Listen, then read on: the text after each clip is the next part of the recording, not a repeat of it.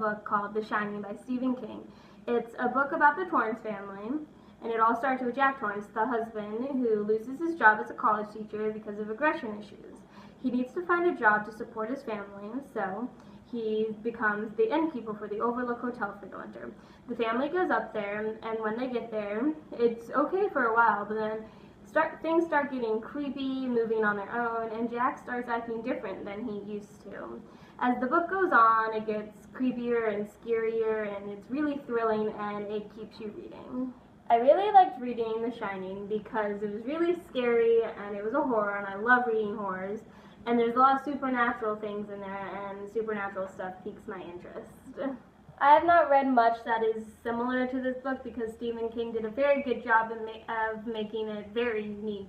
But I am reading a book right now called Dr. Sleep, and it's like the book after The Shining, and it's about the son Johnny Torrance's life as he gets older. I think a major theme of this book is cycle of violence because at the beginning of the story, Jack Torrance breaks his son's arm over a small thing he did. It was kind of like by accident. But when he gets to the Overlook, things go on and he starts getting very aggressive, but in the end it comes back to haunt him. My favorite character was Danny Torrance, the son, because he had this ability called The Shining, which is he can read people's minds, feel their emotions, and The Shining tends to attract a bunch of ghosts.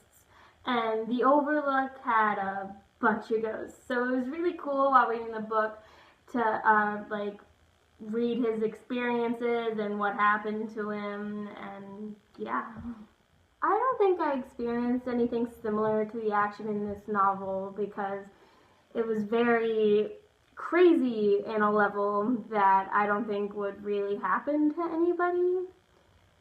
So no, I have not.